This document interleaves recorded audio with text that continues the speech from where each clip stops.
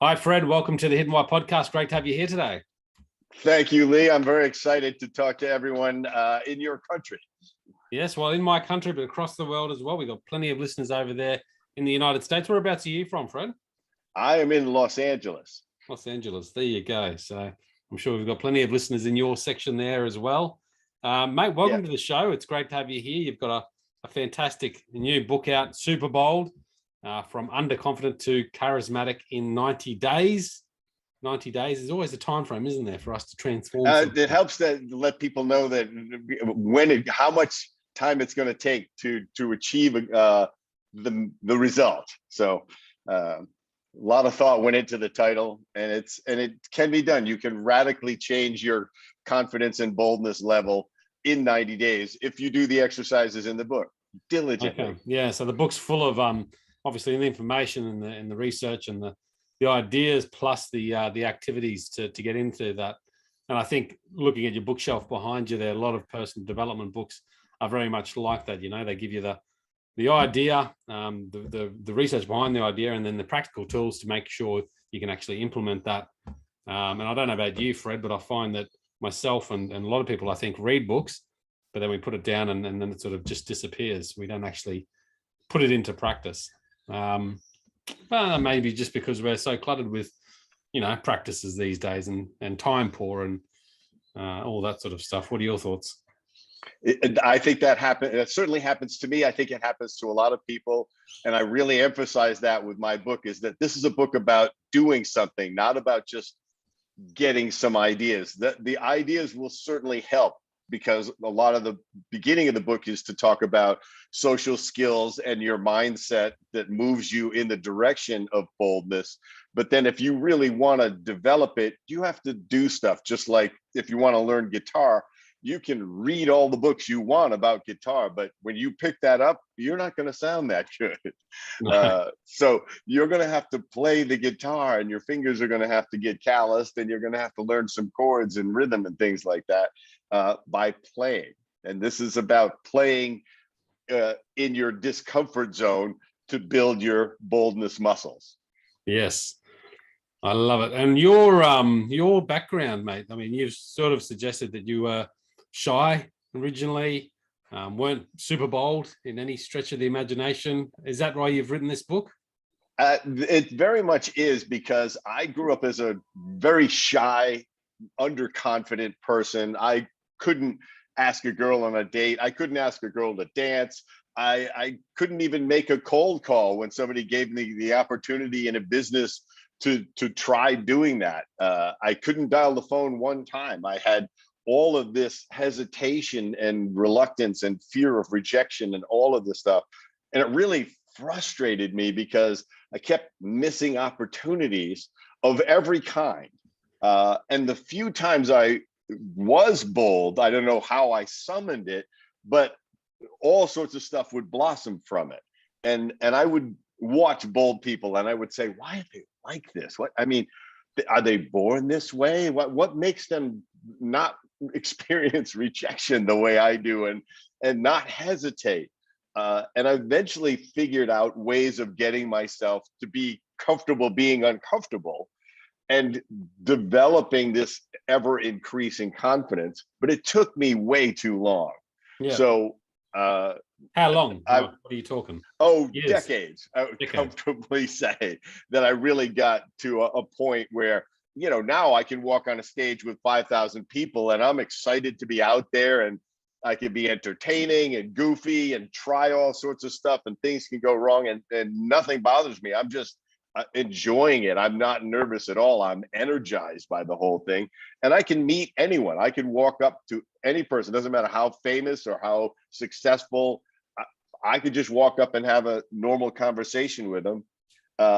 And that's very powerful as an entrepreneur. That's very important to have. And I started my own business with a good friend of mine, and we had to be bold all the time. We had to be bold and outgoing and sell and ask for money and raise money and find customers and try stuff and fail at stuff and learn from it. And so I eventually, what really sparked the book is I was years into my successful business life, I was asked to mentor these high school students as part of a group. And so I put together my life lessons. And one of the life lessons was that boldness is a superpower. And I said, everything flows from your willingness to be uncomfortable and try stuff and be bold. Bold people are the ones who make all the difference in the world. And they said, that's great. How? How do I do that? How do I change myself to do that? Yeah. And I gave them some ideas, but I thought, I have got to create a clear, systematic way. So from the stage, I made a promise that I would write the book, which is, of course, how you get stuff done, is you make a public declaration, right? Now you're stuck having to deliver. It's a bold move. And so that's what, and so the book came out last year, and people have been responding really well to it, because it did get very refined over the years in terms of the techniques, the method that you use, and the exercises that you use, and the thought behind it. Yeah. So just refine that. Describe bold to us. I mean, I think of the word courageous or courage when I think of that word in your context, but how do you define that? So a lot of people confuse confidence and boldness as the same thing. Confidence is how you feel in certain situations. Yeah. The more, the better, obviously. But most people are selective about where they feel confident and don't. Boldness is your confidence in action. You're doing something. You're walking across the room and meeting that person and introducing yourself. You're walking on that stage. You're stepping in front of a group of potential investors and pitching your company. You're bungee jumping, whatever the heck it is. You're taking action, even though you might be uncomfortable. It's the same principle as courage, but courage is more about, sometimes you're in danger or at real physical risk a lot of times. But it's the same principle, because people say, it's not that courageous people have no fear, it's that they are acting in spite of their fear. And boldness is realizing that you have something you want to achieve, and whatever reluctance you're feeling or hesitation, you act in spite of that, until you eventually, your default mode becomes, I'm going to make the bold move. I'm going to step up. I'm going to speak up. I'm going to try something. I'm going to take a risk. It's not necessarily acting with confidence all the time, is it? Because I mean, I think if you're fearful of something like bungee jumping, you threw that out there before, which I've done, you may have a fear of it and you may not be too confident about what you're doing, but you're taking that action regardless. Yeah. And you're summoning some confidence that the cord is not going to break in the bungee jumping, because somebody in front of you just did it, and maybe 100 people in front of you just did it. So that you're using some rational thought to give you some confidence, but you have to be bold enough to lean forward in bungee jumping and go, because they're never going to push you, right? You've done it. They'll say, we're not going to push you. You got to jump. Yeah. And it's a good metaphor for a lot of life. It's all the good stuff happens because you leap. Now it may be a calculated leap, but you got to jump. You got to step off the edge and let something happen, whether it's an emotional risk of potential rejection, or it's a business risk of failure, or any situation where you have to summon this strength to act. That's boldness to me. So what sort of, I guess you get, when you're talking with people about this topic, you probably get people with a lot of hesitation around it. And one thing that comes to my mind is, someone saying, well, I'm an introvert, not an extrovert. And I guess perhaps you're very much an introverted person, but you have found this way to be extroverted when you need to be. Yes, I label myself a bold introvert. Yeah. But what the difference is, I like being alone. I like doing a certain number of things alone, but I am not lonely. I am not alone because I'm unwilling to meet people. I have the capability of meeting whoever I want, and being in social situations and being comfortable with some of my discomfort. Even I may feel a little awkward, but I'm going to embrace that, and I'm not going to let it make me hesitant. And that's the difference. And this is, people also say, well, I don't want to become somebody else. I don't want to become a show off or something like that. And that you don't become a different person. What you're doing is, boldness allows you to bring your full self to the world. You're not suppressing anything. You're not holding back, because you want a full and adventurous life. You want to chase your dreams. I mean, dreams don't decay because they're so difficult. They decay because we don't get to them. And we think we might get to them someday, or we'll get to them when we feel more like it, or we feel stronger or better, or when we've calculated all the risks and protected ourselves from them. The people do that in business all the time. They never launch their business because they haven't perfected it yet. Whereas entrepreneurs just go, I'm going to launch it, see what the heck happens, see what the market thinks. Yeah. No, I like that. So what are the steps we can take to becoming bold, super bold? Where do we start? So it starts, the exercises start at an even a nonverbal level. It depends where you are, but you're going to do something bold every day to build that boldness muscle, to venture into your discomfort zone a little bit until it widens and widens and widens, and so that you have this confidence, because you've tested it in all these situations where the risk is low or it doesn't matter, so that when it does matter, you can summon the boldness. So it could be something as simple as one of the early exercises is smile at everybody you meet for the whole day, and aiming for that person who doesn't smile back.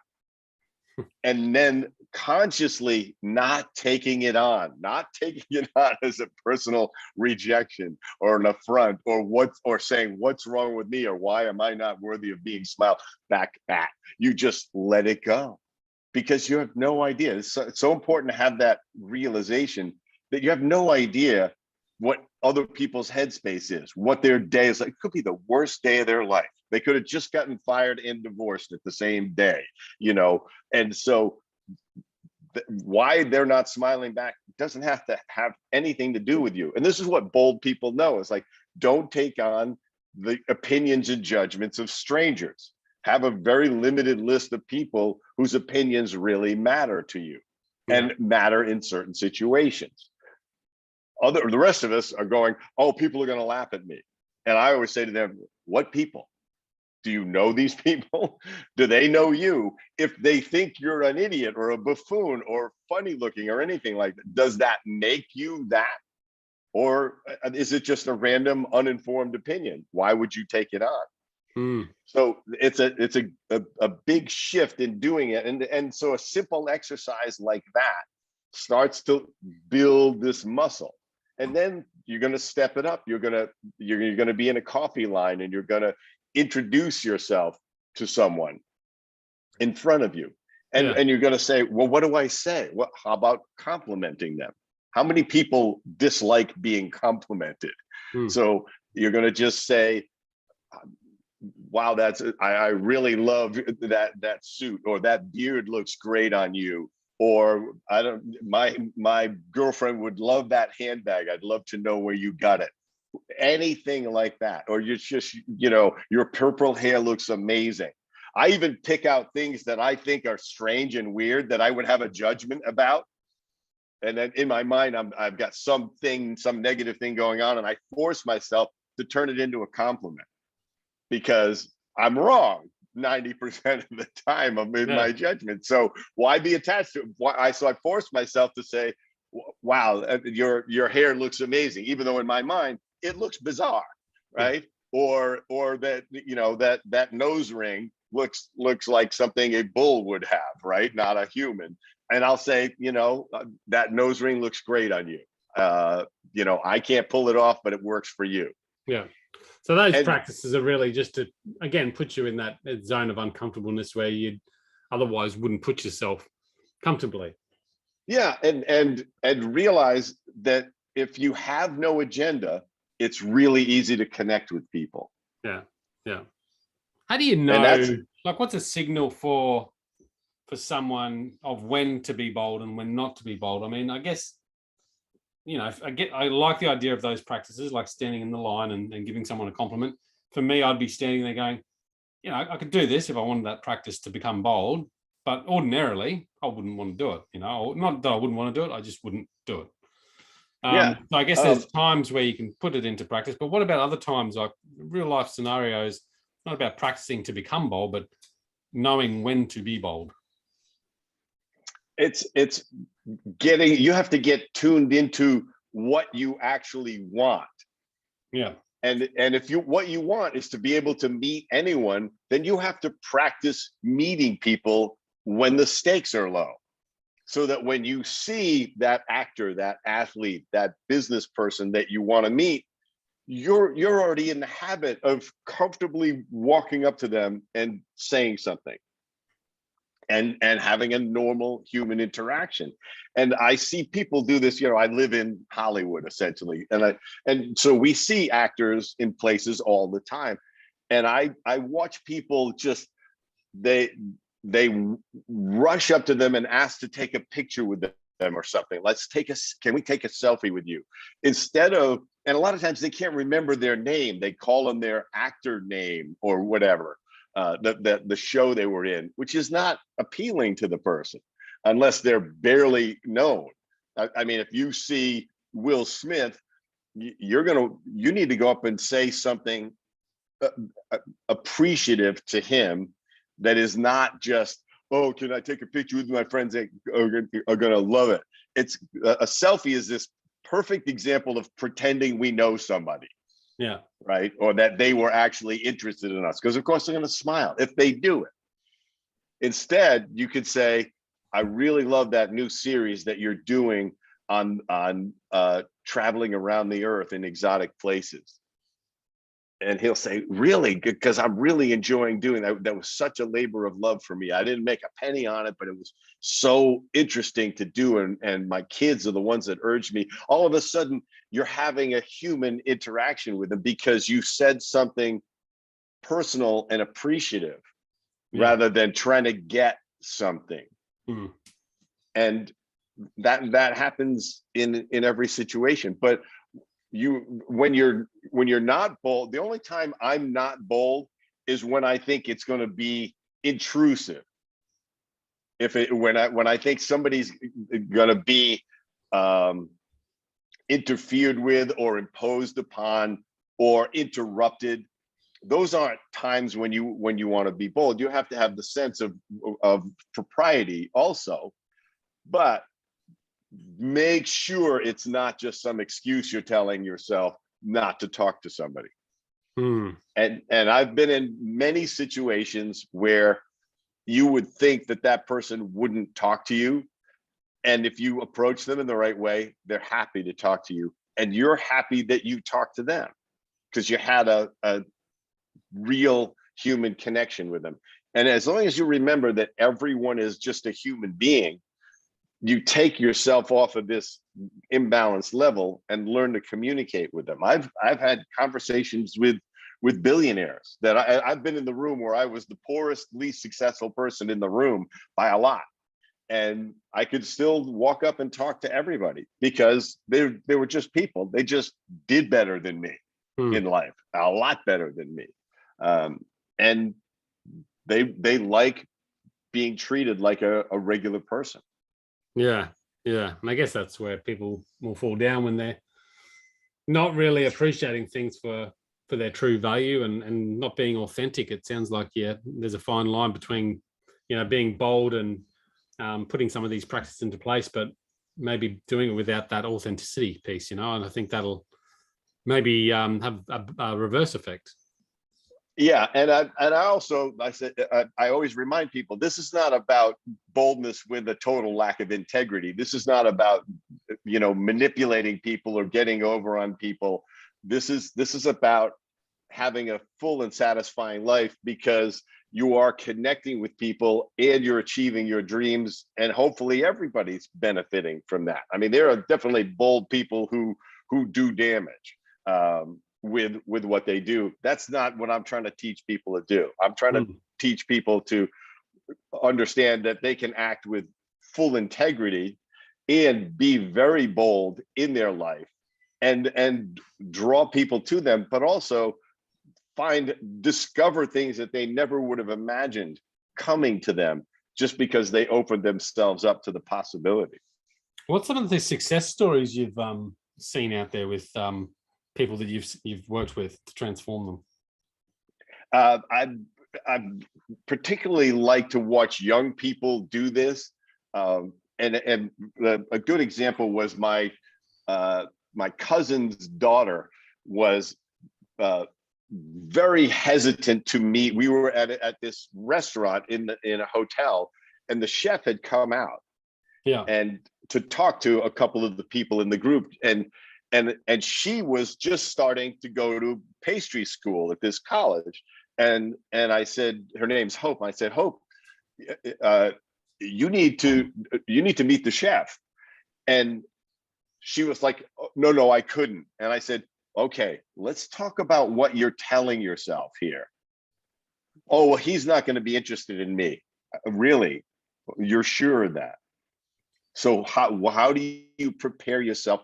Here's what you can say. You can say, I really loved everything about the meal, especially the desserts, because I'm going to pastry school.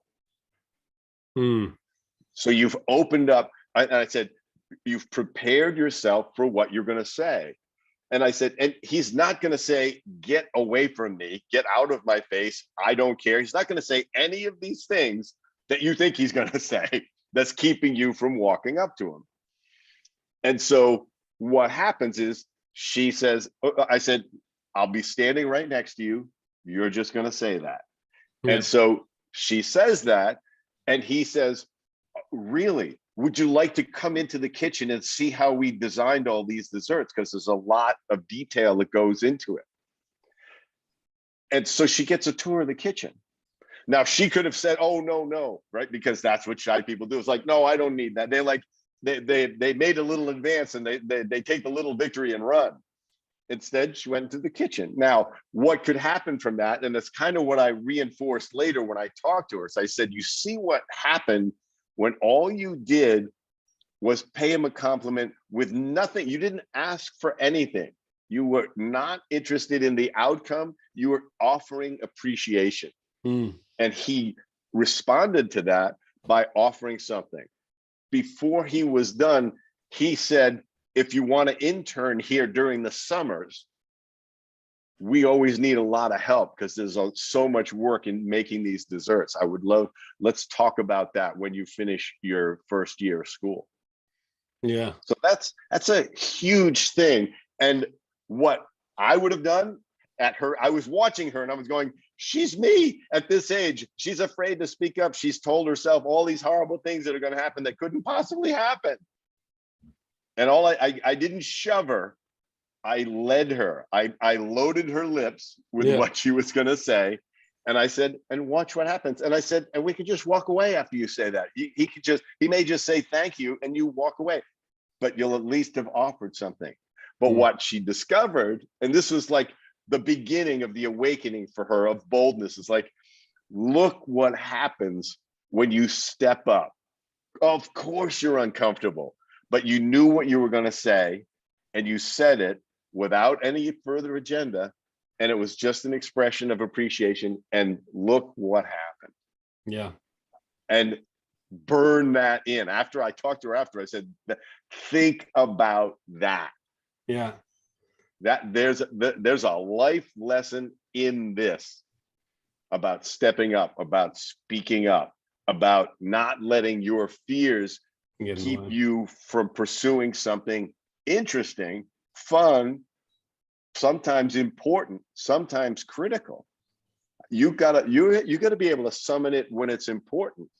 Let's say one of your best friends passes away or a parent passes away. I know so many people that go, oh, I don't like speaking in front of people, so I can't do a eulogy.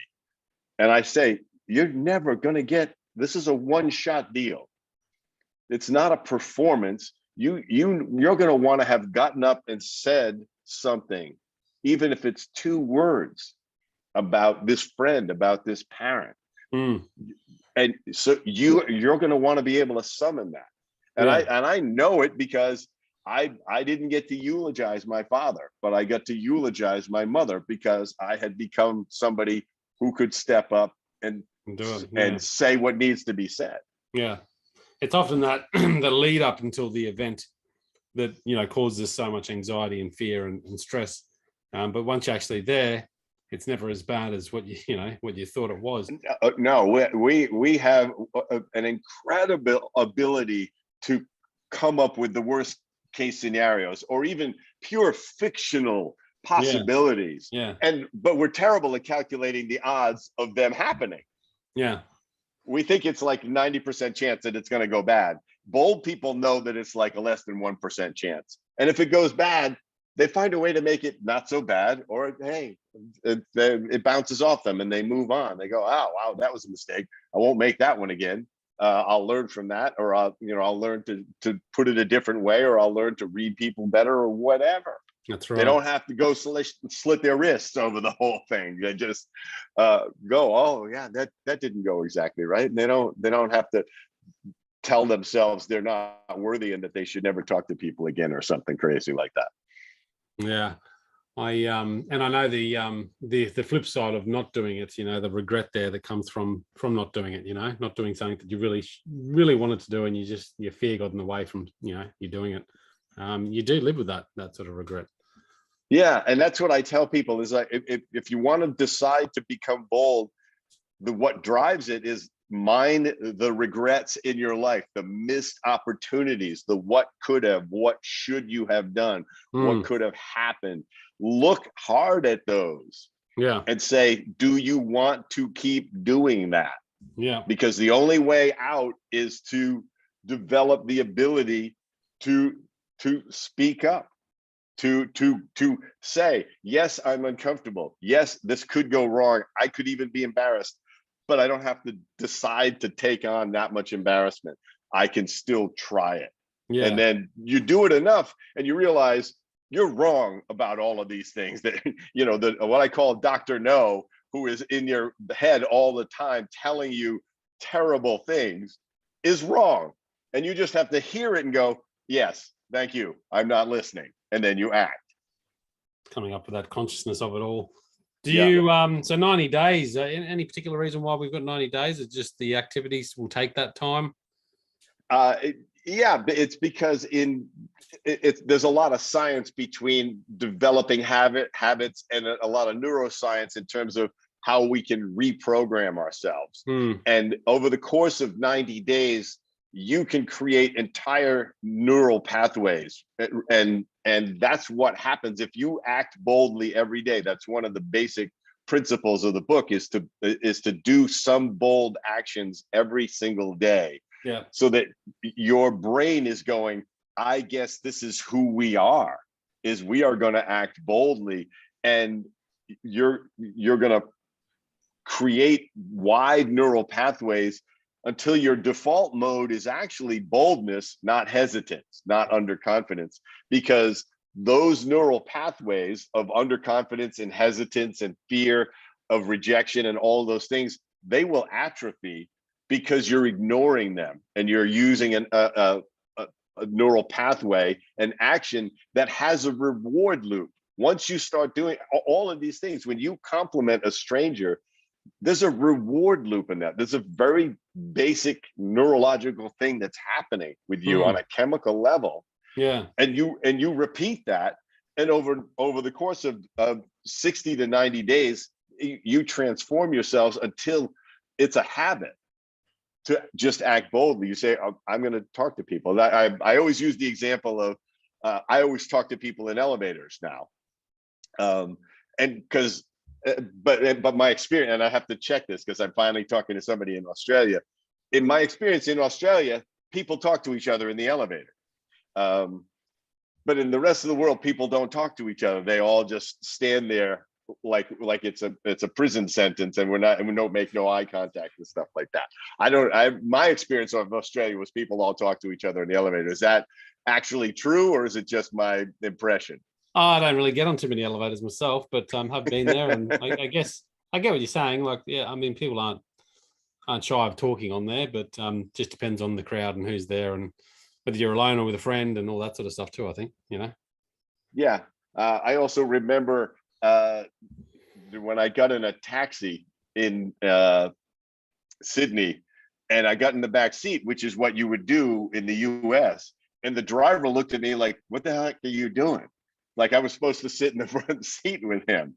Was this another unique experience, or is this very typical? Normal. You normally sit in the front seat if you're by yourself or even with people. Yeah. A lot of people will sit in the front and have a chat to the taxi driver all the way to wherever you're going. I know, and I thought it was just a wonderful thing, but he gave me this look like, what, you're not in a limousine, buddy. Come on up here, mate, and let's talk. Fantastic. Yeah. Well, I got the book here. So we've got the book here on Amazon. So guys listening out there, I'll stick a link in the show notes. So, grab a copy if you're looking to become super bold. Really appreciate you coming on today, Fred, and sharing the book with us and your insight. Thank you very much. It's been a pleasure, and always fun to talk about these ideas and explore them with people. So thank you for giving me the opportunity. Helps flesh them out a bit. What before we go, Fred, where can people find more out about you and what you're doing and connect with you and stuff like that? The easiest way is my website, which is fredjoyal.com, just Joyal, no dots or dashes or anything like that. You can download the first chapter of the book if you wanted to on the site. And if you're buying it, a digital version of the book, you can download a PDF of the exercises from the website as well, so that you've got the exercises physically in your hand, even though you may be listening to the book or reading a ebook version of it. And if you wanted, you can book a half an hour conversation with me. You can just schedule that right there on the website. If you say, look, I'm trying to figure out how to make my team bolder, or I'm a CEO entrepreneur and I've got a great business, but I got all of these, I got a boldness issue, I got a confidence issue, how to talk me through it, jumpstart me. I'm happy to do it. Yes. Okay. Well, we'll stick that link in the show notes too, guys. So check it out at thehiddenwhy.com. This is episode 1023, I think. So jump on there and you can review, check out all the show notes by typing in that number, 1023. Fred, thank you so much again for your time. Appreciate connecting today. Thank you. Have a great day. Check it out, guys. hiddenwhy.com. Until next time, peace, passion, and purpose. See you soon.